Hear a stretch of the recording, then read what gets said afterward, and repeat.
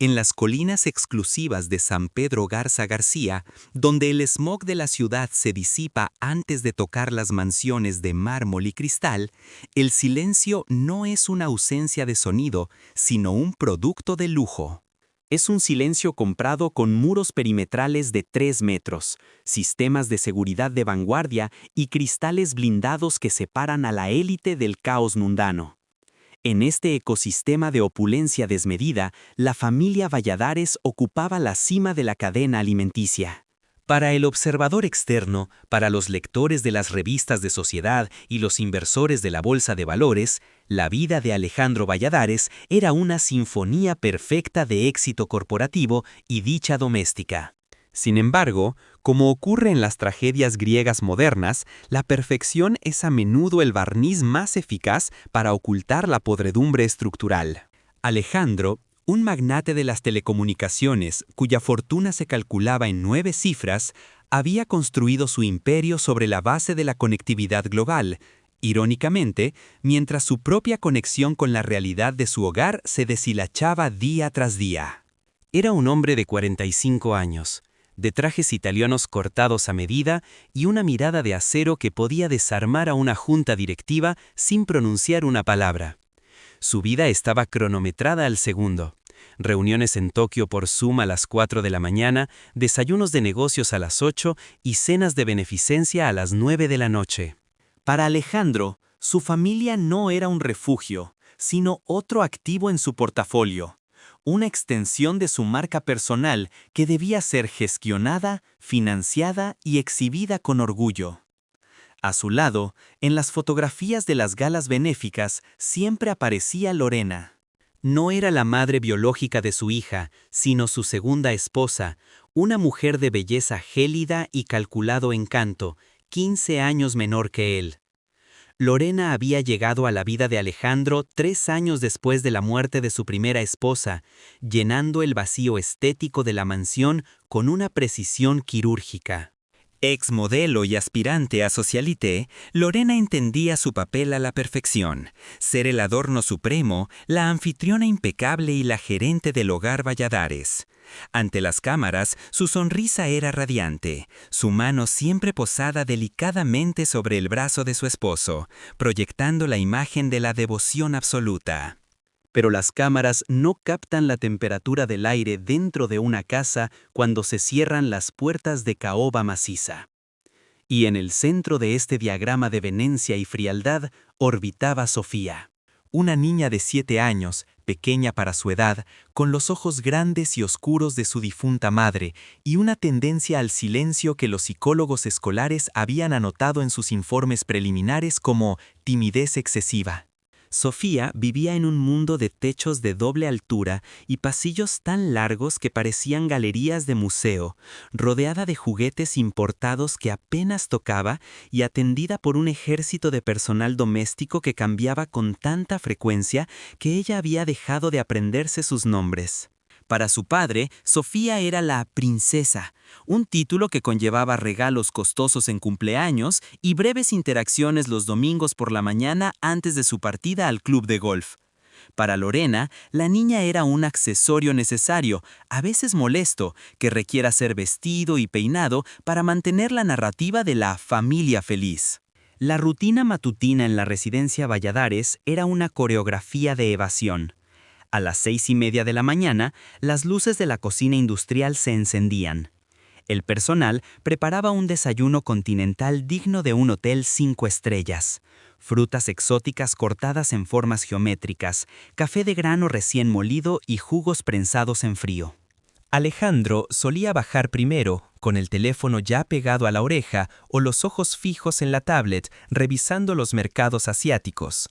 Lorena descendía minutos después, ya maquillada y vestida, con ropa deportiva de diseñador, aunque rara vez se le veía sudar. Se sentaban en extremos opuestos de una mesa de granito negro diseñada para 12 personas.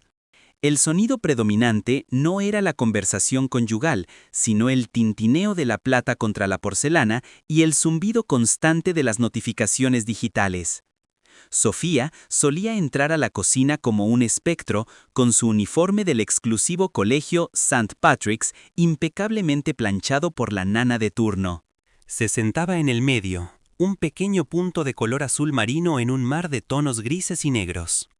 «Buenos días, papá», susurraba, con la esperanza de que su voz atravesara la barrera invisible de los negocios. Alejandro, sin levantar la vista de la pantalla, solía responder con un gruñido afirmativo o un distraído «Buenos días, princesa. Pórtate bien hoy». Lorena, por su parte, escaneaba a la niña no con afecto maternal, sino con la mirada crítica de un director de arte. «Ese lazo está torcido», decía, chasqueando los dedos para que una empleada se acercara a corregir la imperfección. «Y no comas tanto pan, Sofía, te estás poniendo redonda. Tienes que lucir bien para la foto del anuario». La niña soltaba el pan inmediatamente, sus ojos bajando al plato. Alejandro no intervenía. Para él, los comentarios de Lorena eran parte de la educación, una forma de asegurar que su hija creciera con la disciplina y la imagen requerida para su estatus social. No percibía el veneno goteando bajo las palabras de su esposa, ni la forma en que la autoestima de Sofía se erosionaba con cada crítica sobre su peso, su cabello o su postura. Él solo veía el resultado final, una niña siempre presentable. La ceguera de Alejandro no era accidental, era una ceguera voluntaria, comprada con el pretexto de que su trabajo duro era el mayor acto de amor posible. Creía firmemente que proveer una vida de lujos eximía la necesidad de presencia emocional. «Le doy todo lo que yo nunca tuve», solía decir a sus socios mientras bebían whisky de 30 años, ignorando que lo que Sofía tenía en exceso era soledad y lo que le faltaba desesperadamente era protección. El personal de la casa, sin embargo, veía más. Las cocineras, los choferes y las mucamas eran los testigos mudos de la dinámica real. Veían cómo, en cuanto el Mercedes blindado de Alejandro cruzaba el portón principal hacia las oficinas corporativas, la máscara de Lorena caía. La sonrisa de revista se desvanecía, reemplazada por una mueca de fastidio. «Quítame a la niña de encima», ordenaba a la nana. «Tengo una sesión de spa y luego el almuerzo con el comité del club. Que no haga ruido». Sofía pasaba sus tardes en un ala de la casa diseñada para ella, una habitación llena de luz pero vacía de calor. Allí, rodeada de muñecas que costaban más que el salario mensual de un obrero, la niña desarrollaba un mundo interior complejo y oscuro. Aprendió a leer el humor de su madrastra por el sonido de sus tacones en el pasillo. Aprendió que ser invisible era la forma más segura de evitar comentarios hirientes o castigos sutiles, como ser excluida de las salidas o que sus juguetes favoritos desaparecieran misteriosamente. Pero la mente de un niño es una esponja que absorbe no solo lo que se le dice, sino lo que se vive en las sombras. Sofía observaba. Observaba las llamadas telefónicas que Lorena hacía en voz baja cuando creía que nadie escuchaba, utilizando un tono de voz coqueto y risueño que nunca usaba con su padre. Observaba las botellas de vino que se vaciaban antes del mediodía y se reponían furtivamente para que el inventario pareciera intacto. Y sobre todo, observaba la hipocresía. La dicotomía entre la madre amorosa que Lorena fingía ser frente a Alejandro y la mujer fría y hostil que era en la realidad. La tensión en la casa Valladares era una cuerda de violín estirada al máximo, vibrando con una frecuencia que solo los animales y los niños parecían percibir. Alejandro, envuelto en su burbuja de éxito, interpretaba el silencio de su hija como obediencia y la gestión de su esposa como eficiencia. No tenía idea de que estaba durmiendo con el enemigo, ni de que su hija, en su inmensa soledad, estaba empezando a documentar la realidad de su vida con la única herramienta que tenía a su alcance, un lápiz escolar número 2 y un cuaderno de composición. El catalizador de esta historia no fue un gran escándalo financiero ni una investigación policial inicial, sino una tarea escolar ordinaria en una semana cualquiera de octubre. El Colegio St. Patrick's se enorgullecía de su enfoque humanista y de fomentar la expresión emocional de sus alumnos, hijos de la élite que a menudo carecían de canales para comunicarse. La maestra de segundo grado, la señora Clara, una veterana de la docencia con más de 20 años de experiencia, había asignado una composición simple: Mi familia y cómo nos cuidamos. Para la mayoría de los niños, esto significaba dibujar parques, cenas familiares o describir cómo mamá les daba sopa cuando estaban enfermos. Pero para Sofía, la instrucción fue un enigma. ¿Cómo describir el cuidado en una casa donde el contacto físico era escaso y las palabras eran armas o transacciones? Esa tarde, sentada en su escritorio de roble blanco, Sofía miró la hoja en blanco durante casi una hora. La casa estaba sumida en su habitual quietud sepulcral. Lorena había salido a una gala benéfica, y Alejandro estaba en un vuelo hacia Nueva York. Solo el zumbido del aire acondicionado central y los tazos lejanos de la empleada de limpieza acompañaban a la niña. Sofía tomó el lápiz. No tenía la sofisticación de un adulto para usar metáforas, ni la malicia para mentir elaboradamente. Tenía algo mucho más peligroso para las mentiras de los adultos: la honestidad brutal y literal de la infancia. Empezó a escribir. No escribió sobre los viajes a Disney ni sobre los ponis. Escribió sobre lo que veía, oía y sentía. Escribió sobre los secretos que flotaban en el aire como partículas de polvo en un rayo de sol. Al día siguiente, el chofer la llevó al colegio como siempre. La mochila de cuero de marca colgaba de sus pequeños hombros, cargando en su interior la bomba de tiempo que detonaría la fachada de los Valladares. Alejandro regresó de Nueva York esa misma mañana, directo a su oficina en el rascacielos de cristal que llevaba su nombre, sintiéndose el amo del universo, ajeno a que el verdadero informe de situación no estaba en sus hojas de cálculo, sino en el cuaderno de su hija. La vida de la élite se sostiene sobre un acuerdo tácito de silencio. Se espera que los trapos sucios se laven en casa, o mejor aún, se incineren y se entierren. Pero Sofía había roto el protocolo. En el aula 2B, bajo la luz fluorescente y rodeada de dibujos de colores, entregó su composición a la señora Clara. La maestra, una mujer perspicaz que había notado la tristeza crónica en los ojos de Sofía, apartó el cuaderno para revisarlo durante su hora libre. Esperaba encontrar frases típicas, quizás un poco de soledad reflejada, algo común en los niños de padres ausentes. No estaba preparada para el contenido visceral que sus ojos recorrerían minutos más tarde. Mientras tanto, en la mansión, Lorena se preparaba para recibir a un grupo de amigas para un brunch. Daba órdenes a los floristas para que los arreglos de orquídeas fueran perfectos, criticando el tono de blanco de los manteles.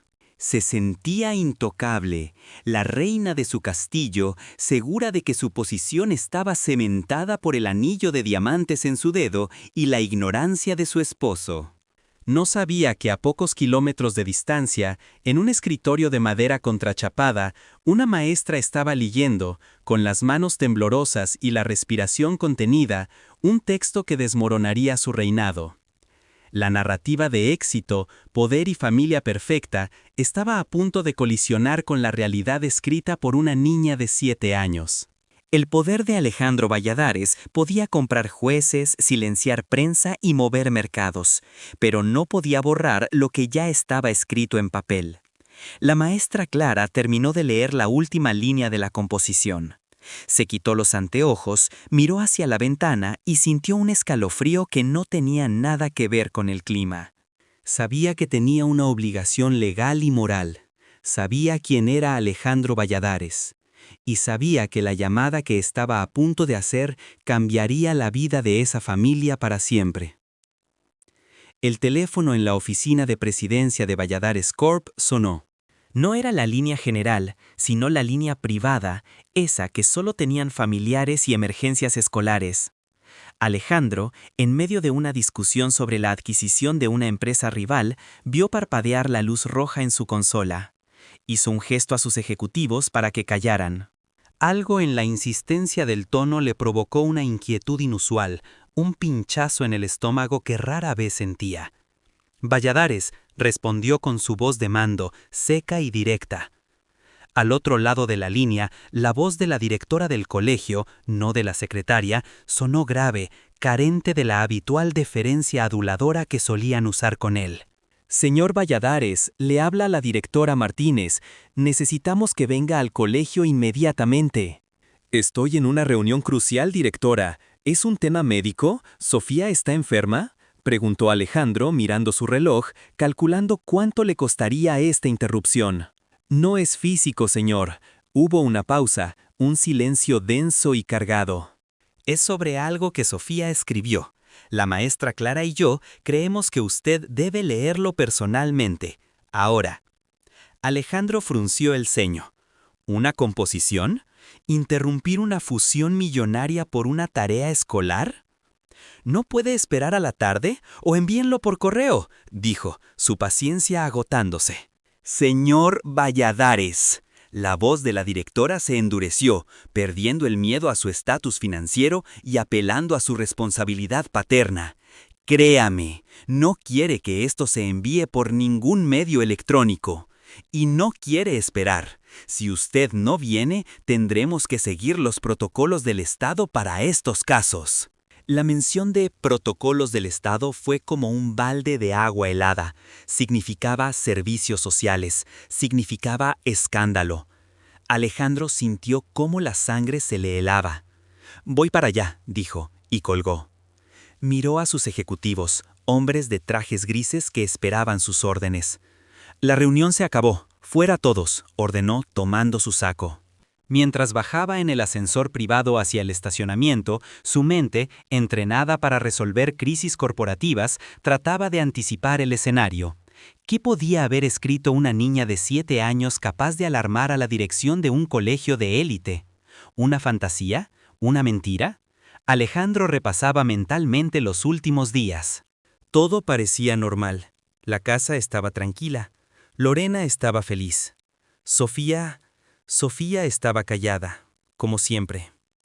Subió a su auto, despidió al chofer con un gesto brusco y tomó el volante él mismo.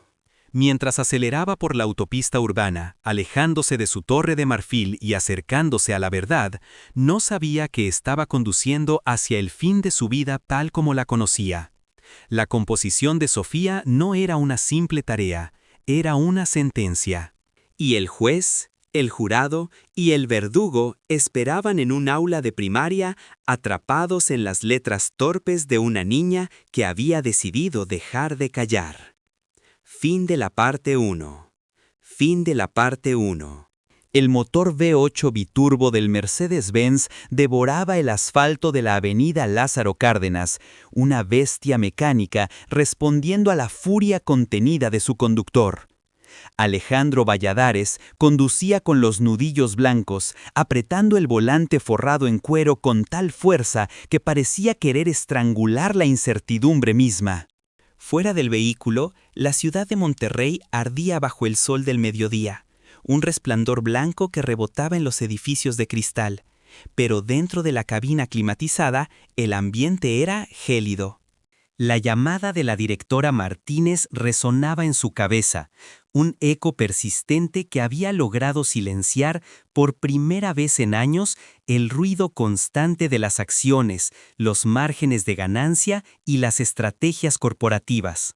Al llegar al imponente portón de hierro forjado del colegio St. Patrick's, los guardias de seguridad, acostumbrados a ver el vehículo del magnate solo durante las galas anuales o eventos masivos, se apresuraron a abrir las barreras. No hubo saludos cordiales ni verificaciones de protocolo. La matrícula del auto y la expresión tormentosa del hombre tras el parabrisas eran credenciales suficientes.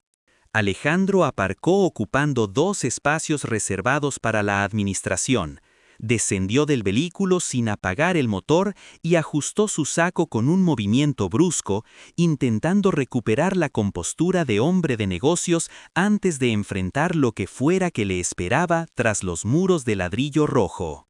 Los pasillos del colegio estaban sumidos en ese silencio particular que precede al recreo. una calma tensa donde se puede escuchar el zumbido de las lámparas fluorescentes y el rasgueo de los lápices sobre el papel en las aulas cerradas.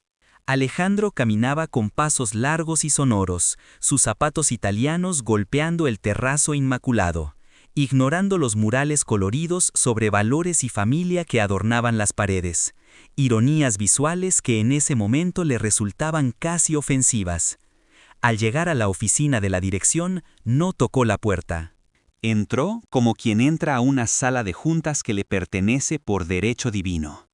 Dentro, la atmósfera era densa, casi irrespirable.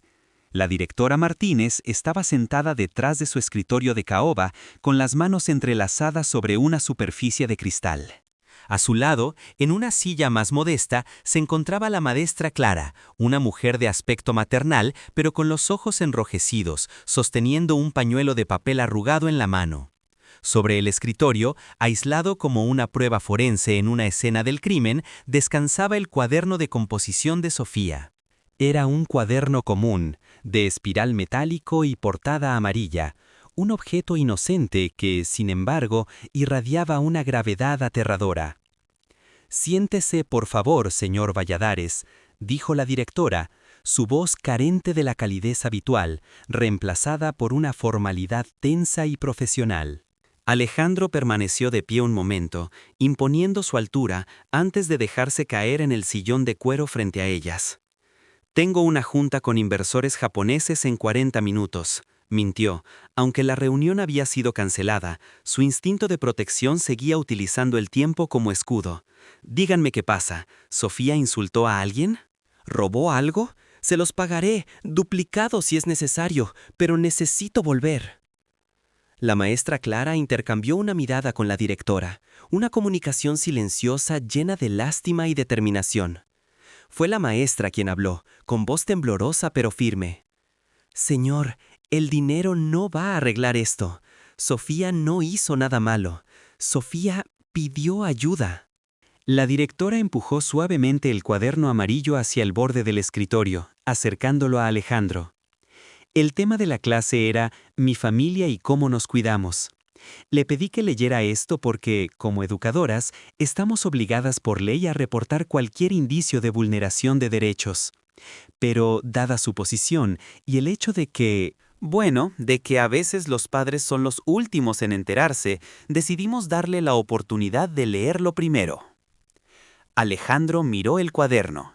La etiqueta en la portada decía Sofía Valladares, segundo grado, con una letra infantil y redondeada. Con una mezcla de escepticismo y temor, abrió la libreta donde un separador de papel indicaba la página marcada.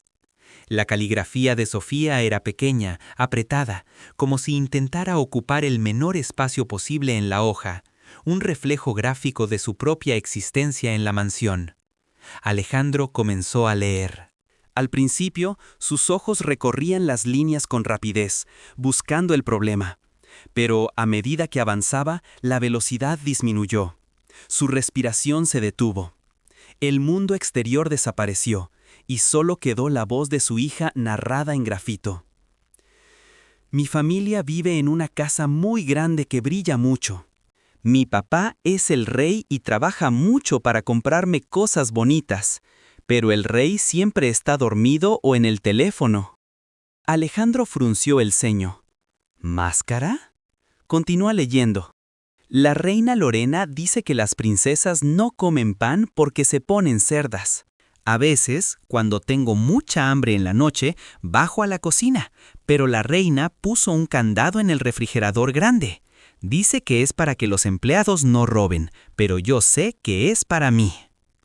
El empresario sintió una punzada física en el estómago.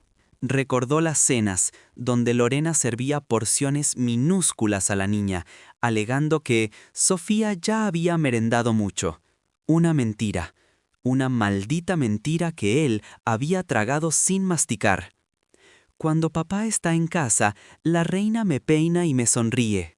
Pero cuando papá sube al carro, ella me aprieta el brazo muy fuerte, donde no se ve con el uniforme, y me dice que me vaya a mi cuarto y no haga ruido».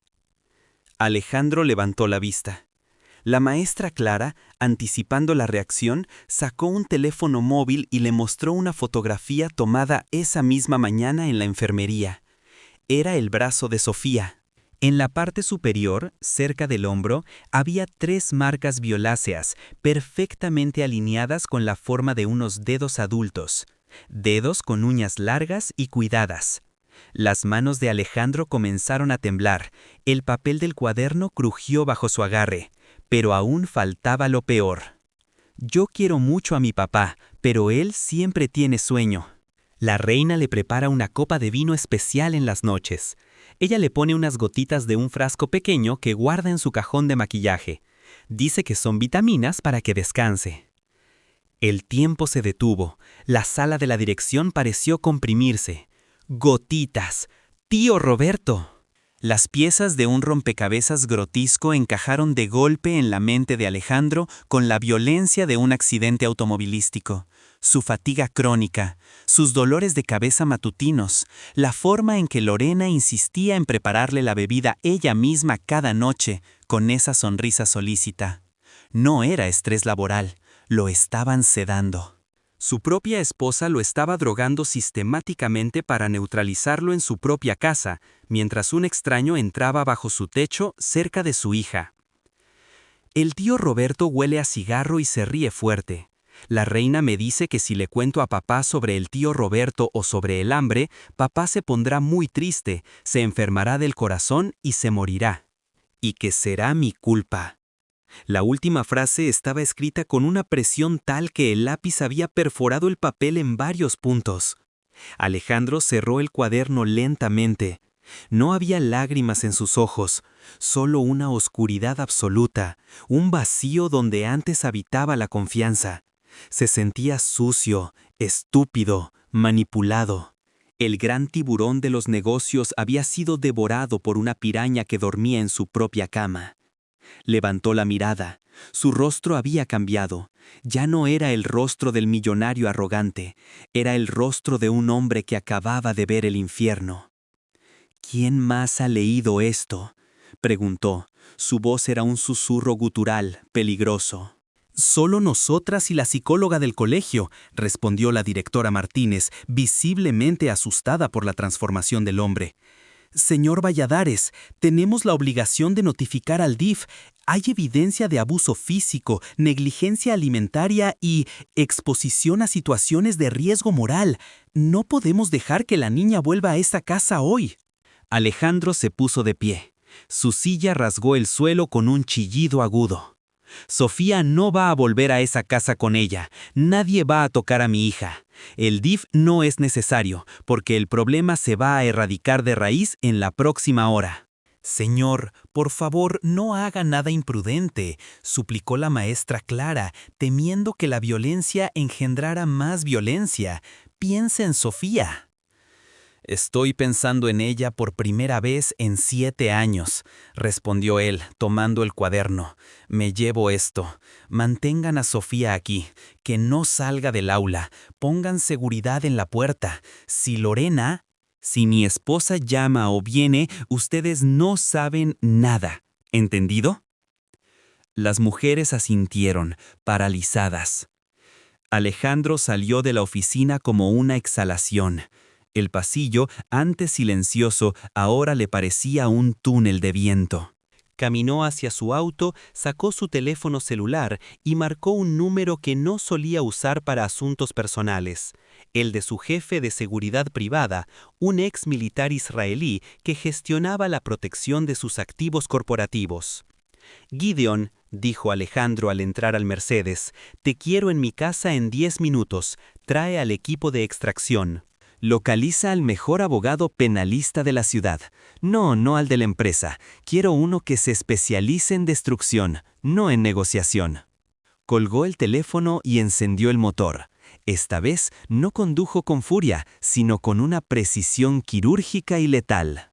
Su mente, liberada de la niebla de las drogas y la ignorancia, operaba ahora con una claridad aterradora. El trayecto de regreso a la mansión en las colinas de San Pedro fue breve. Al pasar por los controles de seguridad de su fraccionamiento, Alejandro saludó con la mano, manteniendo la fachada una última vez. Al llegar a su propiedad, notó que el auto deportivo de Lorena estaba estacionado frente a la entrada principal, brillando bajo el sol, un trofeo más pagado con su dinero. La casa parecía tranquila, esa tranquilidad de lujo que él había aprendido a valorar y que ahora sabía que era solo el silencio de un mausoleo. Entró por la puerta de servicio, conectada a la cocina, evitando la entrada principal. Quería ver la realidad, no la puesta en escena. La cocina estaba impecable, pero al acercarse al enorme refrigerador industrial de acero inoxidable, vio lo que sus ojos ciegos habían ignorado por meses: un candado digital instalado en las manijas. Un dispositivo moderno, discreto, pero innegable. Intentó abrirlo, bloqueado. La ira le subió por la garganta como bilis. Recordó la frase de Sofía: «Bebí agua del grifo del baño». Caminó hacia el ala de las habitaciones, sus pasos amortiguados por las alfombras persas. Al pasar por el pasillo que llevaba a la habitación de Sofía, se detuvo. La puerta estaba entreabierta. Entró. La habitación estaba llena de juguetes caros, muñecas de porcelana que miraban al vacío, pero la cama estaba impoluta, sin arrugas. Alejandro abrió el armario. Allí, en el suelo del vestidor, entre abrigos de invierno que rara vez se usaban, había una pequeña almohada vieja y una manta delgada. Un nido. Su hija dormía en el armario, escondida como un animal asustado, en una casa de 2000 metros cuadrados. El sonido de una risa lo sacó de su trance. Venía de la terraza principal.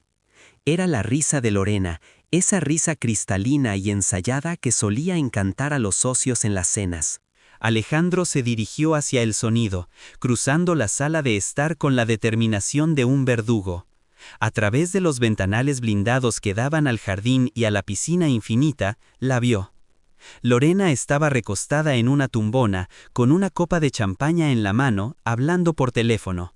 Llevaba un caftán de seda y gafas de sol de gran tamaño. Parecía la imagen misma del éxito y la relajación. Alejandro abrió la puerta corrediza de cristal.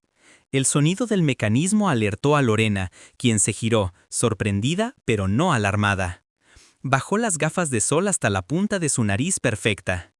«Alejandro», dijo, con un tono de confusión teñido de fastidio, «¿qué haces aquí a esta hora?» «Pensé que tenías la reunión con los japoneses. ¿Pasó algo?» Su voz era tranquila, la voz de una actriz consumada que no sabe que la obra ha sido cancelada. Alejandro no respondió de inmediato. Caminó hasta estar a 2 metros de ella. La miró, realmente la miró, despojándola de la belleza superficial y viendo la podredumbre que había debajo. «Cuelga el teléfono», ordenó él. Lorena parpadeó, desconcertada por el tono. «Espera un momento, Sisi», dijo el teléfono antes de colgar y dejarlo sobre la mesa auxiliar. «Amor, estás muy tenso. ¿Quieres que te pida algo de beber o prefieres que te prepare algo especial para que te relajes?» La mención de preparar algo especial fue el detonante final. Alejandro sacó el cuaderno amarillo de su saco, doblado y maltratado por la fuerza de su agarre, y lo arrojó sobre la mesa de cristal, tirando la copa de champaña que se hizo añicos contra el suelo de mármol travertino. «No necesito tus bebidas, Lorena, ya sé lo que tienen. Y sé quién es el tío Roberto».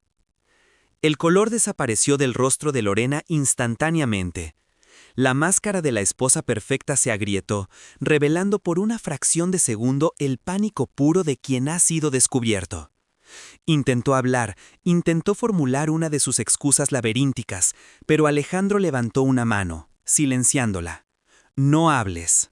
No te atrevas a decir una sola palabra en mi casa». «Alejandro, es una niña, tienen mucha imaginación, tú sabes que Sofía es...» Empezó ella, recuperando desesperadamente su estrategia de manipulación. «He visto los moretones», rugió Alejandro, un sonido tan potente que las aves del jardín salieron volando de los árboles. Su voz resonó contra las paredes de la mansión, cargada de dolor y furia. He visto el candado en la cocina. He visto dónde duerme mi hija. Se acabó, Lorena. El teatro se acabó. En ese momento, el sonido de varios vehículos frenando en la entrada principal rompió la tensión del jardín. Eran las camionetas negras del equipo de seguridad. Gideon y sus hombres estaban aquí. Alejandro miró a su esposa, que ahora temblaba visiblemente, retrocediendo hacia la piscina como un animal acorralado. «Tienes 5 minutos», dijo Alejandro, su voz bajando a un tono gélido y definitivo. 5 minutos para sacar tus cosas personales. No joyas, no ropa que yo pagué, no las tarjetas. Solo lo que traías puesto cuando te encontré. Te vas de esta casa ahora mismo. «No puedes hacerme esto. Soy tu esposa. Tenemos un acuerdo prenupcial», siseó ella, mostrando los dientes, revelando su verdadera naturaleza codiciosa. «El acuerdo se anula por conducta criminal», respondió Alejandro, dando un paso hacia ella, invadiendo su espacio vital. «Intento de envenenamiento, abuso infantil, adulterio. Tengo a los mejores abogados del país redactando la demanda mientras hablamos. Y tengo este cuaderno. Créeme, Lorena, vas a desear no haberme conocido». Alejandro se giró hacia la entrada de la casa, donde Gideon y 2 guardias armados aparecían, esperando instrucciones. «Sáquenla de aquí», ordenó Alejandro sin mirar atrás, «y si intenta llevarse algo que no sea su identificación, llamen a la policía. Quiero que cambien todas las cerraduras y los códigos de seguridad, ahora». Mientras los guardias avanzaban hacia una Lorena que gritaba y maldecía, perdiendo toda compostura aristocrática, Alejandro entró de nuevo a la casa. El aire acondicionado golpeó su rostro, pero ya no sentía frío. Sentía la urgencia de limpiar, de purgar su hogar. Se dirigió a su despacho. Tenía que hacer una llamada más. Tenía que llamar a Sofía. Tenía que prometerle que el monstruo se había ido, que el tío Roberto nunca más cruzaría esa puerta, y que él, su padre, iba a despertarse de ese largo y tóxico sueño para ser el protector que ella merecía. Pero mientras marcaba el número del colegio, Alejandro sabía que expulsar a Lorena era solo el principio. La composición de Sofía había abierto una caja de Pandora, y los secretos de la familia Valladares, ahora expuestos, tendrían consecuencias que irían mucho más allá de un divorcio escandaloso.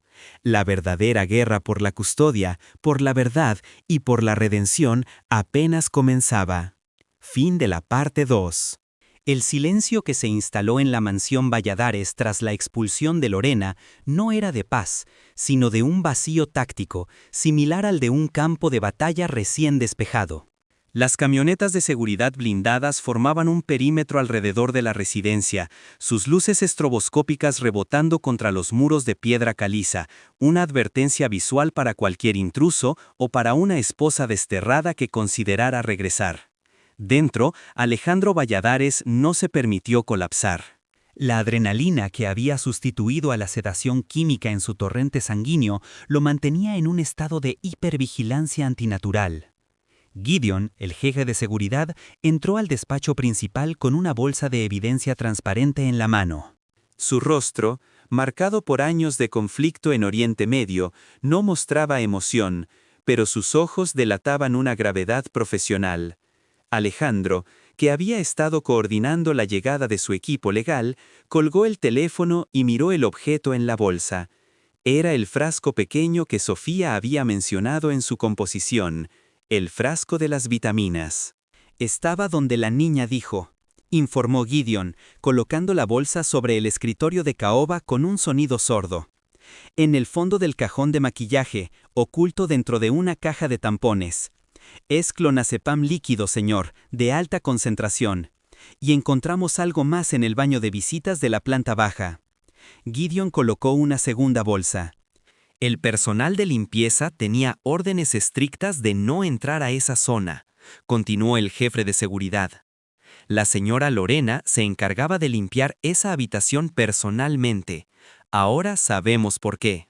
Hemos enviado las colillas al laboratorio privado para cotejar ADN, pero las iniciales coinciden con los registros de entrada de un consultor de paisajismo que ha visitado la propiedad 3 veces por semana durante los últimos 6 meses, un tal Roberto Salgado. Alejandro sintió que la bilis le subía por la garganta. Roberto Salgado. No era un paisajista. El nombre le sonaba de los reportes de seguridad corporativa, una figura periférica vinculada a casinos clandestinos y deudas de juego en la zona metropolitana. Un parásito. Y ese parásito había estado caminando por su casa, fumando en sus baños y riéndose cerca de su hija mientras él dormía drogado en la planta alta. «Quiero todo sobre Salgado», ordenó Alejandro, su voz sonando extraña en sus propios oídos, rasposa y metálica. ¿Dónde vive? ¿A quién le debe dinero? ¿Qué come? ¿Dónde duerme? Y quiero que un equipo médico venga aquí ahora mismo. Necesito una extracción de sangre para mí y un análisis toxicológico completo. Si vamos a destruirla en la corte, necesito probar que he estado bajo la influencia de estupefacientes sin mi consentimiento. El equipo médico está en camino, señor, pero hay algo más urgente. El abogado penalista, el licenciado Montemayor, sugiere que aseguremos a la niña antes de que Lorena intente una maniobra legal. Si ella va a la policía primero y alega violencia doméstica por haberla echado, podría obtener una orden de restricción que le impida a usted ver a Sofía.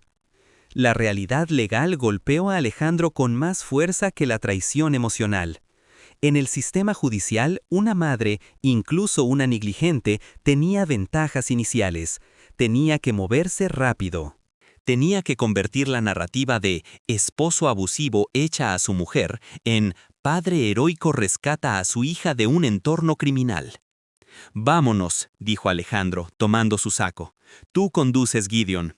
Quiero 2 hombres armados en el auto con nosotros. Y que el resto del equipo asegure la casa como si fuera Fort Knox. Nadie entra, nadie sale sin mi autorización directa». El viaje de regreso al colegio St. Patrick's fue una operación militar. El convoy de 2 vehículos se desplazaba cortando el tráfico de la tarde, ignorando los límites de velocidad. Alejandro, sentado en la parte trasera del SUV blindado, revisaba en su tableta las imágenes de las cámaras de seguridad que Gideon había logrado recuperar del servidor. Lorena había sido astuta, había borrado los registros de las noches en las que Alejandro estaba indispuesto. Sin embargo, la estupidez de la arrogancia siempre deja huellas. En una cámara perimetral que apuntaba hacia el jardín trasero, una que Lorena probablemente olvidó, se veía una sombra masculina saltando la barda lateral a las 2 de la mañana hace 3 días. La figura se detenía para encender un cigarrillo antes de entrar por la puerta de la cocina que se abría desde dentro. Lorena le abría. Alejandro cerró los ojos, luchando contra la náusea. Cada pieza de evidencia confirmaba la historia de terror que su hija de 7 años había plasmado en papel escolar. No era solo adulterio, era una invasión sistemática. Habían convertido su hogar en un nido de conspiración. Al llegar al colegio, el ambiente había cambiado. Las clases habían terminado y el estacionamiento estaba lleno de padres recogiendo a sus hijos, una escena de normalidad doméstica que a Alejandro le parecía aura ajena, casi obscena. El equipo de seguridad se desplegó discretamente. Alejandro bajó del vehículo, flanqueado por Gideon. No le importaban las miradas curiosas de las madres de sociedad que reconocían al magnate Valladares llegando con escoltas. Su reputación social era irrelevante, la supervivencia de su hija era lo único que existía. La directora Martínez lo esperaba en la puerta principal, su postura rígida. «Señor Valladares», dijo, guiándolo rápidamente lejos de las miradas curiosas hacia la enfermería, no a la dirección. «Sofía está aquí. La doctora escolar la ha examinado superficialmente mientras esperábamos». Alejandro sintió un nudo en el pecho. «¿Cómo está?» «Asustada», respondió la directora en voz baja. «Teme haber hecho algo malo al escribir eso. Cree que usted está enojado con ella por contar secretos». La furia de Alejandro se transformó instantáneamente en una tristeza profunda y dolorosa. El condicionamiento psicológico que Lorena había ejercido sobre la niña era tan profunda que Sofía asociaba la verdad con el castigo. Entraron a la enfermería. Era una habitación blanca, limpia, con olor a antiséptico y lavanda. Sofía estaba sentada en una camilla alta, con las piernas colgando, balanceándolas nerviosamente. Llevaba su uniforme escolar impecable, pero sus ojos estaban fijos en sus zapatos de charol negro. Junto a ella, la maestra Clara le leía un cuento en voz baja, intentando distraerla. Cuando la puerta se cerró, Sofía levantó la vista. Al ver a su padre, su pequeño cuerpo se tensó. Sus ojos buscaron instintivamente detrás de él, buscando a la reina, a Lorena. Al ver que Alejandro estaba solo, soltó un aire que no sabía que estaba reteniendo. «Papá», susurró, su voz apenas audible. Alejandro cruzó la habitación en 3 zancadas y, sin importarle su traje de miles de dólares ni su postura de ejecutivo, se arrodilló en el suelo frío de linóleo para quedar a la altura de los ojos de su hija. «Sofía», dijo, con la voz quebrada, «princesa». «Perdón, papá», sollozó la niña inmediatamente, las lágrimas brotando como si se hubiera roto una presa. «Perdón por escribir eso. La maestra dijo que era una tarea. No quería que la reina se enojara. No quería que te murieras». Alejandro negó con la cabeza vehementemente, tomando las manos pequeñas y frías de su hija entre las suyas. «No, mi amor, no. Escúchame bien. No hiciste nada malo. Fuiste muy valiente. Eres la niña más valiente del mundo. Me salvaste. ¿Me oyes? Me salvaste a mí». Sofía lo miró, confundida, las lágrimas deteniéndose a mitad de camino por la sorpresa. «¿No te vas a morir? La reina dijo que tu corazón estaba triste». «Mi corazón estaba dormido, Sofía. Pero tú lo despertaste. Y la reina, Lorena, ella ya no va a volver. Nunca más». La niña abrió los ojos desmesuradamente. «¿Se fue? ¿Con el tío Roberto?» La mención del nombre en voz alta, en ese entorno seguro, fue la confirmación final para los adultos presentes. La doctora escolar, que había estado observando desde una esquina, dio un paso adelante con una carpeta en la mano. Alejandro se puso de pie, sin soltar la mano de Sofía, y miró a la doctora. La expresión de la mujer era sombría. «Señor Valladares», dijo la doctora, entregándole el informe, «necesito que lea esto antes de llevársela. Hemos documentado los hematomas en el brazo, que son compatibles con digitopresión fuerte, un agarre violento. Pero hay más». Alejandro abrió la carpeta. Las fotografías clínicas eran difíciles de mirar. «Tiene signos de desnutrición crónica leve», explicó la doctora, señalando los datos. «Su índice de masa corporal está en el percentil 10, muy por debajo de lo esperado para su estatus socioeconómico y genética.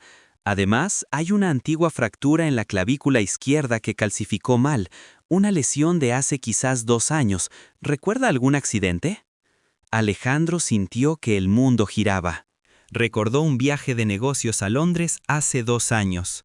Lorena le había dicho por teléfono que Sofía se había caído de los columpios, pero que no era nada grave, solo un golpe. Nunca la llevaron al hospital. Dejaron que una niña de 5 años sanara un hueso roto sin asistencia médica, sufriendo en silencio en su habitación de lujo. «¡Maldita sea!», gruñó Alejandro, cerrando la carpeta con fuerza. «Gideon, llama a Montemayor. Dile que agregue negligencia médica criminal a la lista de cargos. Quiero que esa mujer se pudra en la cárcel, no solo que pierda el divorcio». «Nos llevamos a Sofía», anunció Alejandro, volviéndose hacia la directora. «No volveremos a la casa de San Pedro hoy. Es una escena del crimen. Iremos al penthouse del Hotel Safi. Necesito que preparen sus tareas y libros. Ella no vendrá al colegio por unos días hasta que la situación de seguridad se estabilice». «Por supuesto, señor Valladares», asintió la directora Martínez. «Nosotros nos encargaremos de la confidencialidad académica». Pero, señor, el protocolo del Estado, si no reportamos esto al DIF, mi abogado, el licenciado Montemayor, se pondrá en contacto con el DIF en la próxima hora para presentar una denuncia preventiva por parte del padre. Nosotros somos los demandantes ahora, no los acusados. Estamos cooperando. Pero mi hija no va a un albergue. Mi hija se queda conmigo. Alejandro cargó a Sofía en sus brazos. La niña, que hacía años que no recibía ese gesto de su padre, escondió la cara en el hueco de su cuello, aferrándose a su solapa con una fuerza desesperada. Olía a champú de fresa y a miedo infantil. Alejandro salió de la enfermería y caminó por los pasillos del colegio con su hija en brazos, rodeado por sus hombres de seguridad. Al salir al estacionamiento, el sol comenzaba a ponerse, tiñendo el cielo de Monterrey de un naranja violento. Pero la calma duró poco. Justo antes de subir al vehículo, el teléfono de Gideon sonó. El jefe de seguridad contestó.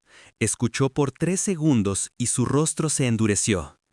«Señor», dijo Gideon, bloqueando la puerta del auto antes de que Alejandro pudiera entrar. «Tenemos un problema». «¿Qué pasa?», preguntó Alejandro, protegiendo la cabeza de Sofía con su mano. «Es el equipo de vigilancia en la entrada del fraccionamiento». Lorena no se fue a un hotel. Se reunió con Roberto Salgado a 3 cuadras de la casa. Y no están solos. Han contactado a un periodista de Nota Roja, uno conocido por extorsionar a figuras públicas, y acaban de hacer una transmisión en vivo en redes sociales. Alejandro sintió un escalofrío. La guerra mediática había comenzado antes de que él pudiera disparar la primera bala legal. ¿Qué están diciendo? Gideon miró a su jefe, dudando por un segundo. Lorena está llorando ante la cámara. Tiene un ojo morado, señor.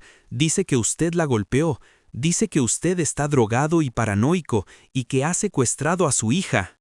Dice que teme por la vida de la niña. La audacia de la mentira era impresionante.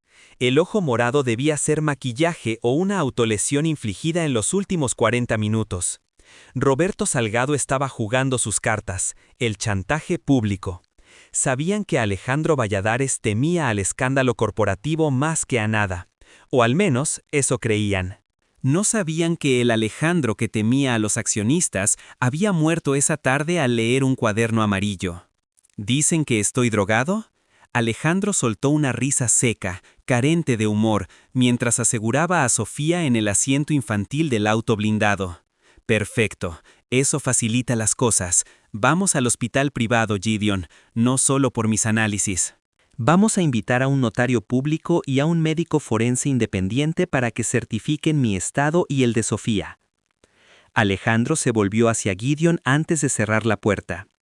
Y Gideon, localiza a ese periodista. Dile que si transmite 1 minuto más de difamación sin pruebas, compraré el medio para el que trabaja y lo despediré en vivo. En cuanto a Salgado, los ojos de Alejandro brillaron con una intensidad depredadora. Dile a nuestro equipo de inteligencia que liberen la información sobre sus deudas de juego con el cártel local. Veamos cuánto tiempo sigue siendo un tío divertido cuando sus propios acreedores sepan dónde está. El convoy arrancó, alejándose del colegio y adentrándose en la noche de la ciudad. Sofía se había quedado dormida en el asiento trasero, agotada por el trauma emocional, con el dedo pulgar en la boca. Alejandro la miró a través del espejo retrovisor. La batalla por la verdad apenas comenzaba, y el enemigo jugaba sucio. Pero Alejandro tenía algo que Lorena y Roberto no tenían: la furia absoluta de un padre que acaba de despertar de una pesadilla para encontrarse en una guerra. Y estaba dispuesto a quemar la ciudad entera si eso significaba que Sofía nunca más tendría que beber agua del grifo del baño para sobrevivir. Mientras el auto aceleraba, Alejandro sacó el cuaderno de Sofía de su saco una vez más. Acarició la portada amarilla. Ese cuaderno era su Biblia ahora. Y cada palabra escrita allí sería un clavo en el ataúd de quienes habían lastimado a su hija. La noche sería larga, y los monstruos, tanto los reales como los imaginarios, estaban a punto de descubrir que el rey ya no estaba dormido. Fin de la parte 3. Las luces fluorescentes de la sala de urgencias VIP del Hospital Zambrano Helion zumbaban con una frecuencia que parecía taladrar el cráneo de Alejandro Valladares. El ambiente era estéril, frío y olía a una mezcla inquietante de desinfectante industrial y café rancio. Fuera de esa burbuja hermética de cristal y acero, la noche de Monterrey se había convertido en un hervidero de rumores digitales. Pero allí dentro, el tiempo parecía haberse detenido en una suspensión dolorosa. Alejandro estaba sentado en una silla de cuero ergonómica, con la manga de su camisa remangada, mientras una enfermera retiraba la tercera aguja de su vena. Su piel estaba pálida, cubierta por una fina capa de sudor frío. Los efectos de la abstinencia química comenzaban a manifestarse ahora que la adrenalina del rescate se disipaba. Su cuerpo reclamaba la sedación a la que había sido sometido sistemáticamente, pero su mente luchaba con una ferocidad de animal acorralado para mantenerse despierta. Al otro lado del cristal de la habitación contigua, Sofía dormía. No era un sueño plácido. Incluso bajo la vigilancia de los mejores pediatras del estado, la niña se retorcía ocasionalmente, murmurando palabras ininteligibles, protegiéndose la cabeza con los brazos en un gesto reflejo que hablaba más de su historia clínica que cualquier radiografía. El doctor Arredondo, jefe de toxicología y amigo personal de la familia desde hacía décadas, entró en la habitación privada de Alejandro con una tableta en la mano. Su rostro, habitualmente jovial, estaba petrificado en una máscara de incredulidad profesional y horror personal. Cerró la puerta tras de sí con una suavidad que contrastaba con la gravedad de lo que estaba a punto de decir. El médico se ajustó las gafas y miró a Alejandro, no como a un magnate, sino como a un sobreviviente de un naufragio. Sus dedos se deslizaron por la pantalla, ampliando gráficos que mostraban picos y valles de sustancias en la sangre. «Alejandro, necesito que seas muy claro conmigo», comenzó Arredondo, su voz baja pero firme. «Aparte de lo que me dijiste sobre las vitaminas, ¿has ingerido algo más voluntariamente en los últimos 6 meses? ¿Alcohol en exceso? ¿Medicamentos para dormir recetados por alguien más?» Alejandro negó con la cabeza, sintiendo un mareo repentino al hacerlo. «Solo lo que ella me daba. Decía que era un complejo B importado de Suiza, para el estrés, para la fatiga». El doctor soltó un suspiro tembloroso y giró la pantalla hacia él. «Esto no es complejo B, Alejandro. Tienes niveles de benzodiazepinas en sangre que habrían inducido un coma en una persona con menor masa corporal o menor tolerancia adquirida. Estamos hablando de clonazepam, pero mezclado con dosis bajas y constantes de arsénico». La palabra quedó flotando en el aire acondicionado de la habitación como una sentencia de muerte fallida. Arsénico. Un veneno de la vieja escuela, insípido, incoloro, acumulativo. «Los niveles no son letales agudos», continuó el médico, señalando las líneas rojas, «pero son suficientes para causar la letargia, la confusión mental, los problemas gastrointestinales y la debilidad muscular que probablemente has sentido. Te estaban matando, Alejandro, lento, metódicamente. Querían que pareciera una enfermedad degenerativa o un fallo cardíaco eventual por estrés. Si hubieras seguido tomando ese frasco un mes más, tus riñones habrían colapsado». Alejandro miró sus propias manos. Temblaban. No de miedo, sino de la toxicidad que corría por sus venas. La mujer con la que compartía su cama, la mujer que sonreía en las galas de beneficencia, había estado dosificando su muerte con el desayuno. «¿Y Sofía?», preguntó Alejandro, su voz rasposa, temiendo la respuesta más que a su propia muerte. El doctor Arredondo bajó la mirada, su expresión oscureciéndose aún más. «Sofía está limpia de toxinas, afortunadamente, pero el examen físico completo confirma lo que temíamos. La fractura de clavícula mal curada es solo el principio. Tiene microfracturas en 2 costillas, ya sanadas, signos de maltrato físico sostenido. Pero lo más alarmante es el escaneo cerebral. Hay niveles elevados de cortisol». Esa niña ha vivido en un estado de lucha o huida permanente durante años. Su cerebro está cableado para el terror. Físicamente está desnutrida, Alejandro. No le daban de comer. ¿Las empleadas domésticas? ¿Nadie vio nada? La pregunta era una daga. Alejandro cerró los ojos. Lorena controlaba al personal. Cambiaba de niñeras cada 3 meses. Despedía a cualquiera que hiciera preguntas. Había creado un sistema de aislamiento perfecto dentro de su propia casa. «Prepara el dictamen», ordenó Alejandro, abriendo los ojos, ahora inyectados en sangre pero brillantes de furia. «Quiero todo por escrito, certificado ante notario». Quiero que cada moretón, cada miligramo de veneno en mi sangre quede registrado como evidencia irrefutable. Ya lo estamos haciendo. Pero, Alejandro, hay algo más. El abogado Montemayor está aquí. Dice que la situación afuera se ha descontrolado. La puerta se abrió de nuevo y entró el licenciado Montemayor, el tiburón legal que había mantenido el Imperio Valladares a salvo de demandas corporativas durante años. Pero esta noche no vestía su habitual traje impecable. Parecía haber salido con prisa, sin corbata, con el rostro tenso. Gideon, el jefe de seguridad, entró tras él, con un teléfono en la mano transmitiendo un video en silencio. «No mires esto si quieres mantener la calma», advirtió Montemayor, poniendo una mano sobre el hombro de Alejandro. «Pero tenemos que actuar ya». Alejandro arrebató el teléfono de la mano de Gideon. En la pantalla, iluminada por una luz de anillo barata, aparecía Lorena. Estaba llorando. Su cabello, normalmente perfecto, estaba despeinado artísticamente. Y su ojo izquierdo estaba hinchado, de un color púrpura violáceo. A su lado, un hombre con una gorra calada y aspecto de protector la consolaba. Roberto Salgado. El video era una transmisión en vivo en una cuenta de Facebook llamada La Verdad de Monterrey, un portal sensacionalista conocido por extorsionar a políticos. El contador de espectadores subía por miles cada segundo. Alejandro subió el volumen. «Tuve que huir», sollozaba Lorena, mirando a la cámara con ojos de cierva asustada. Él llegó drogado como siempre. Empezó a golpear los muebles, a gritar que nos iba a matar a todos. Me golpeó en la cara cuando intenté proteger a Sofía. Y luego se la llevó.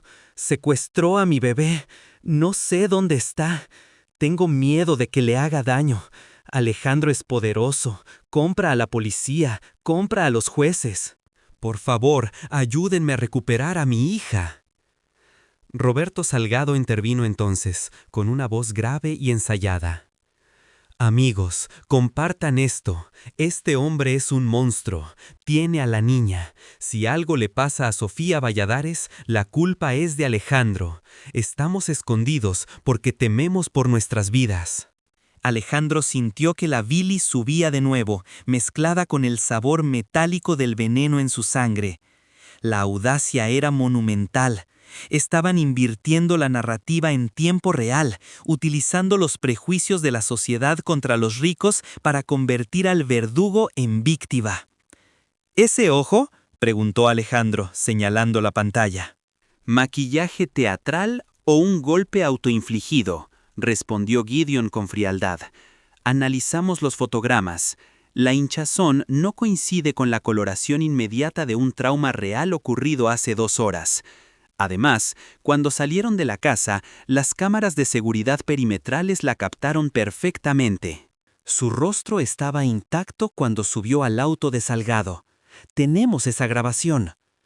«Pero la gente no está viendo nuestra grabación», interrumpió Montemayor, caminando de un lado a otro de la pequeña habitación. «Están viendo esto. Alejandro, la opinión pública te está linchando ahora mismo. Hay grupos convocando a una protesta fuera de tu casa. Si la policía actúa por presión social antes de ver nuestras pruebas, podrían venir a arrestarte por sustracción de menores y violencia doméstica.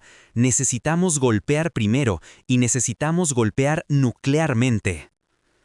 Alejandro se puso de pie, ignorando el mareo. Caminó hacia la ventana que daba a la ciudad iluminada. esa ciudad que él ayudaba a construir con sus empresas, esa sociedad que ahora lo llamaba monstruo. No vamos a jugar a la defensiva, dijo Alejandro, su voz adquiriendo el tono gélido que usaba en las negociaciones hostiles de adquisición. Gideon, ¿qué encontraste sobre Salgado? El jefe de seguridad sonrió, una mueca depredadora que no llegaba a sus ojos. Colocó una carpeta sobre la mesa auxiliar. Roberto Salgado, 38 años, se hace pasar por consultor de paisajismo y diseño de exteriores. En realidad es un ludópata compulsivo. Tiene deudas registradas en 3 casinos clandestinos de San Pedro y Guadalupe. Pero eso es lo menor. Debe 4 millones de pesos a El Ruso, un prestamista vinculado al Cártel del Noreste. Hace 2 semanas le dieron un ultimátum. Alejandro se giró, uniendo los puntos en su mente a una velocidad vertiginosa. Por eso la prisa, murmuró Alejandro. Por eso el arsénico. Necesitaban liquidarme rápido. Exacto, confirmó Gideon. El plan era matarte, hacer que pareciera natural o un accidente por sobredosis. Lorena heredaría el control del fideicomiso de Sofía como tutora legal. Pagarían la deuda de Salgado y vivirían felices con tu dinero. La composición de Sofía aceleró todo. Ahora están improvisando, están desesperados. Necesitan dinero o protección y creen que chantajeándote públicamente conseguirán un acuerdo rápido. Alejandro miró a su abogado. Montemayor, redacta la demanda. No solo divorcio, intento de homicidio en grado de tentativa, conspiración, fraude, abuso infantil, difamación. Y quiero que el dictamen toxicológico del doctor Arredondo se filtre a la prensa en los próximos 20 minutos. No a los portales de chismes, sino a los noticieros serios. Quiero el titular: Magnate envenenado por su esposa. Toxicología confirma arsénico. Destruye su narrativa de esposo abusivo con la ciencia dura. Considera lo hecho, dijo el abogado, sacando su laptop. ¿Y qué hacemos con Salgado y Lorena? La policía tardará horas en obtener una orden de aprehensión, incluso con estas pruebas. Podrían huir. Alejandro volvió a mirar el video en el teléfono de Gideon. Lorena seguía llorando, pero sus ojos miraban constantemente hacia los lados, buscando aprobación de Roberto. Eran ratas, y a las ratas no se les caza persiguiéndolas, se les corta la salida. Gideon, dijo Alejandro, con una calma aterradora. Haz una llamada anónima, no a la policía. Llama a los contactos que tenemos en la zona de El Ruso. Hazle saber que Roberto Salgado está en vivo en Facebook, intentando extorsionar dinero porque su plan de conseguir la herencia falló. Hazle saber que no va a haber pago, que la gallina de los huevos de oro se escapó y que Salgado no tiene un centavo para pagar su deuda. Gideon asintió, comprendiendo la brutalidad de la maniobra. Si hacemos eso, sus acreedores irán por él esta misma noche. Exacto, dijo Alejandro, que sienta el miedo real, que sepa lo que es estar indefenso, como estuvo mi hija durante años. Si la policía llega primero, suerte para él. Si llegan sus acreedores, bueno, son gajes del oficio criminal. Mientras Gideon salía al pasillo para hacer la llamada que desataría una cacería humana en los bajos fondos de la ciudad, Alejandro volvió a entrar a la habitación de Sofía. La niña se había despertado. Estaba sentada en la cama, abrazando sus rodillas, mirando a la nada con esos ojos grandes y oscuros que habían visto demasiado. Alejandro se acercó lentamente, asegurándose de que sus movimientos fueran visibles y suaves. Se sentó en el borde de la cama. «Hola, princesa», susurró. Sofía lo miró, analizando su rostro. «¿Estás enfermo, papá?», preguntó ella, notando la palidez y el sudor. «Un poco, pero los doctores me están arreglando. Voy a estar bien». «¿La reina, mamá? ¿Está en la televisión?», preguntó la niña con un hilo de voz. «Escuché voces afuera». Alejandro sintió una punzada de dolor. Incluso aislada, la niña intuía la omnipresencia de su madre. «Ella está contando mentiras, Sofía, pero las mentiras son como la nieve al sol, se derriten. Tengo algo para ti». Alejandro metió la mano en el bolsillo de su saco que había dejado en la silla y sacó el cuaderno amarillo, el objeto que había iniciado la guerra. Lo puso suavemente sobre las sábanas blancas. Tu maestra me lo dio. Leí lo que escribiste. Leí sobre el agua del grifo. Leí sobre el armario. Leí sobre cómo te sentías sola. Sofía retrocedió un poco, temerosa. Era un secreto. Ella dijo que si contaba secretos, cosas malas pasarían. Escúchame, Sofía, dijo Alejandro, tomando el cuaderno y poniéndolo a un lado para tomar las manos de su hija. Las cosas malas pasaron porque había secretos. Ahora que lo escribiste, ahora que lo dijiste, la luz entró. Los secretos se mueren con la luz. Nadie, nunca más, te va a obligar a dormir en un armario. Nadie te va a dar agua del baño. Voy a contratar a un ejército si es necesario para que nadie se acerque a ti. La niña lo miró, buscando la verdad en sus ojos. Por primera vez en años, vio a su padre. No al hombre dormido en el sofá, no al ejecutivo ausente, sino a un hombre despierto, feroz y presente. ¿Promesa?, preguntó ella, extendiendo su dedo meñique, un gesto tan inocente que rompió el corazón de Alejandro en 1000 pedazos. Alejandro entrelazó su meñique grueso y áspero con el dedo diminuto de su hija. Promesa de sangre, Sofía. Promesa de vida. En ese momento, el teléfono de la habitación sonó. Era Gideon desde la línea interna. Señor, tiene que ver las noticias. La filtración del toxicológico explotó. Pero hay más. Alguien ubicó el lugar desde donde transmitían. Es un motel de paso en la carretera nacional. La policía estatal va en camino, pero... Parece que hay reportes de disparos en la zona. El ruso no perdió el tiempo. Alejandro colgó el teléfono. Miró a su hija, que ahora parecía más tranquila, sosteniendo su mano. La guerra había pasado de los tribunales a las calles en cuestión de minutos. La justicia ciega del sistema legal estaba compitiendo una carrera contra la justicia salvaje del crimen organizado. «Descansa, mi amor», le dijo a Sofía, besando su frente. «Papá tiene que hacer unas llamadas. Todo va a terminar esta noche». Alejandro salió al pasillo. Su abogado estaba al teléfono, gritando órdenes para preparar la custodia temporal de emergencia. Gideon estaba recargando su arma reglamentaria, preparándose para cualquier eventualidad. La noche de Monterrey ardía. Lorena y Roberto habían encendido un fuego para quemar a Alejandro, sin darse cuenta de que el viento había cambiado de dirección. Ahora, atrapados entre la policía y los sicarios, con la verdad científica de su crimen expuesta en cadena nacional, estaban a punto de descubrir que la ira de un padre millonario era el menor de sus problemas.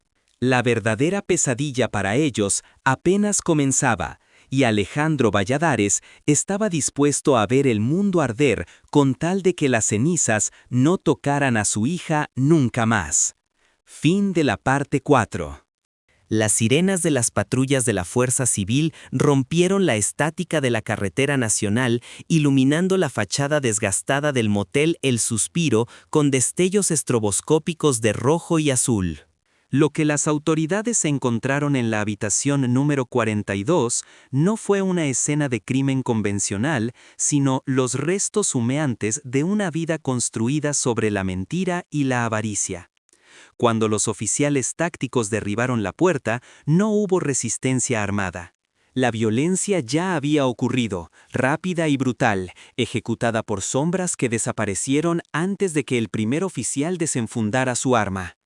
Roberto Salgado yacía en el suelo, golpeado con una hazaña que indicaba un mensaje claro del bajo mundo, no un intento de asesinato, sino una advertencia de deuda. Sus rodillas habían sido destrozadas, garantizando que nunca más huiría de sus acreedores, ni de la justicia. A su lado, acurrucada en una esquina y temblando bajo el peso de una realidad que finalmente la había aplastado, estaba Lorena. La mujer que horas antes fingía ser una víctima ante miles de espectadores en redes sociales, ahora miraba al vacío, con el maquillaje corrido y las manos esposadas a la espalda por un oficial que le leía sus derechos con una indiferencia gélida. La transmisión en vivo se había cortado abruptamente, pero la grabación de seguridad del motel, recuperada posteriormente por la fiscalía, mostraría cómo los acreedores de Salgado habían irrumpido minutos antes, cobrándose una parte de la deuda en sangre y dejando el resto para el sistema penitenciario. A 30 kilómetros de distancia, en la asepsia controlada del Hospital Zambrano Helion, Alejandro Valladares observaba las noticias en silencio. No había triunfo en su mirada, solo un cansancio infinito. La confirmación de la detención de su esposa y su amante marcó el fin de la amenaza inmediata, pero el inicio de una dolorosa reconstrucción. El rey había ganado la guerra, pero al mirar sus propias manos temblorosas por los efectos residuales del arsénico, comprendió que el costo de la victoria había sido su propia salud y la inocencia de su hija. Los días siguientes se convirtieron en un torbellino mediático y legal sin precedentes en la historia reciente de Monterrey. La narrativa pública, que inicialmente había oscilado peligrosamente hacia la condena de Alejandro, viró 180 grados con la publicación oficial de los informes toxicológicos. Los noticieros estelares abrían sus emisiones con gráficos detallados de los niveles de metales pesados encontrados en la sangre del empresario y con imágenes pixeladas, pero desgarradoras, de las radiografías de Sofía. La sociedad, horrorizada, exigía sangre. Las mismas voces que habían pedido la cabeza de Alejandro ahora clamaban por la cadena perpetua para la madrastra de Monterrey, como la prensa bautizó rápidamente a Lorena. La investigación forense en la mansión de San Pedro arrojó pruebas que parecían sacadas de una novela de terror gótico. Detrás de los paneles de madera de la biblioteca, los peritos encontraron un pequeño laboratorio improvisado, frascos de veneno para ratas, concentrados de metales pesados y un diario meticuloso donde Lorena registraba las dosis administradas a su esposo, anotando sus reacciones físicas con la frialdad de una científica observando a un insecto bajo el microscopio. Pero el hallazgo más perturbador fue en el cuarto de servicio, en aquel armario que Sofía había descrito en su composición escolar. Allí, escondido bajo una tabla suelta, había un pequeño colchón de espuma, sucio y delgado, y una colección de envoltorios de comida chatarra que la niña había logrado robar de la basura para alimentarse. El proceso legal fue despiadado. El licenciado Montemayor, armado con un arsenal de evidencias irrefutables, no dio tregua. Lorena, abandonada por sus amigos de la alta sociedad y sin recursos para pagar una defensa privada de alto nivel, se vio obligada a aceptar un abogado de oficio. Durante las audiencias preliminares, la fachada de la socialité perfecta se desmoronó. Los psicólogos forenses la diagnosticaron con un trastorno de personalidad narcisista severo y rasgos sociópatas. No mostró remordimiento. En su mente retorcida, ella era la víctima de las circunstancias, una mujer que solo había hecho lo necesario para asegurar su futuro. El juez no compartió su visión. Se le dictó prisión preventiva oficiosa en el penal del Topo Chico, acusada de intento de homicidio calificado, violencia familiar equiparada, corrupción de menores y fraude. Roberto Salgado, desde la enfermería del penal, enfrentaba cargos similares, sumados a sus vínculos con el crimen organizado, lo que garantizaba que su estancia tras las rejas sería corta o extremadamente dolorosa.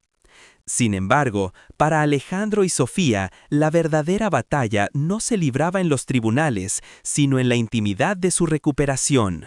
Alejandro pasó 3 semanas en terapia intensiva, sometiéndose a un tratamiento de quelación para limpiar su sangre. El proceso fue agonizante.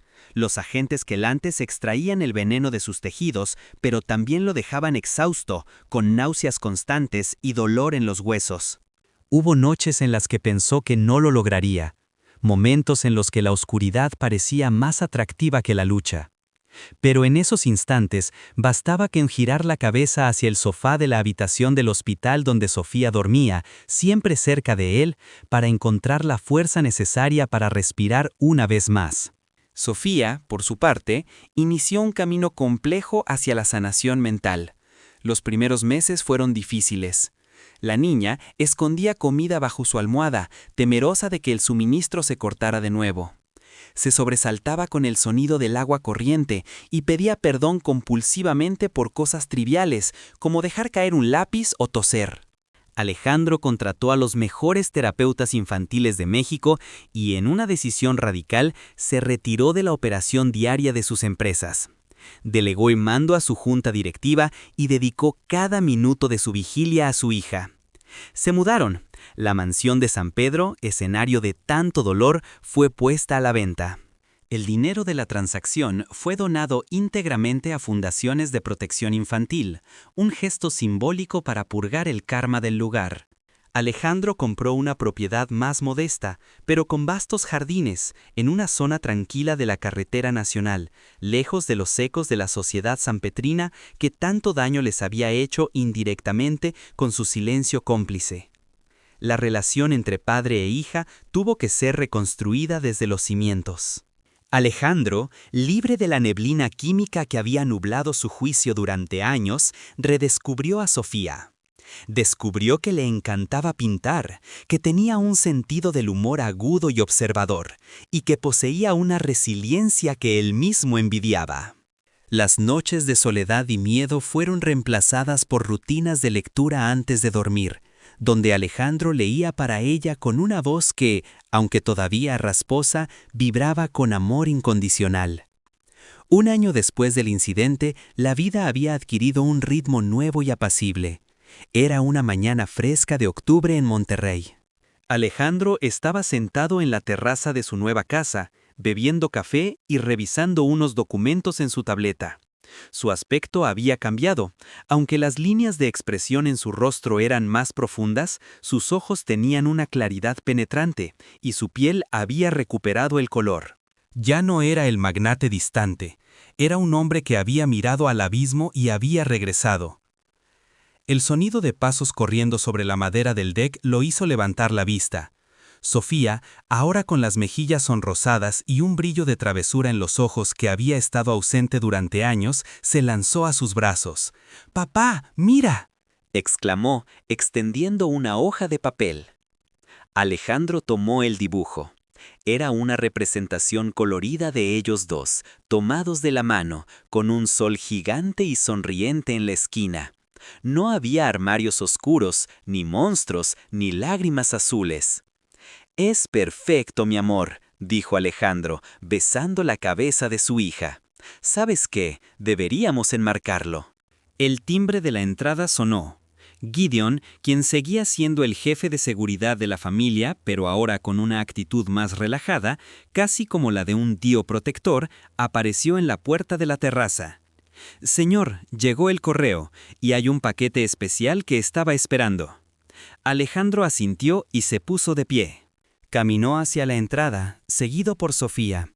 Sobre la mesa del vestíbulo había una caja plana envuelta en papel marrón. Alejandro sabía lo que era. Tomó un abrecartas y rasgó el papel con cuidado. Dentro había un marco de vidrio de calidad museo. Y protegido bajo el cristal, preservado para la eternidad, estaba el cuaderno amarillo de espiral. La página estaba abierta en la composición titulada «Mi casa». Alejandro pasó los dedos por el borde del marco. Ese objeto, tan simple, tan insignificante a primera vista, había sido el arma más poderosa de todas, más letal que el arsénico, más fuerte que el dinero, más destructiva que cualquier demanda legal. Las palabras de una niña de 8 años habían derribado un imperio de mentiras. «¿Lo colgamos en la oficina?», preguntó Sofía, mirando su propia letra con una mezcla de orgullo y timidez.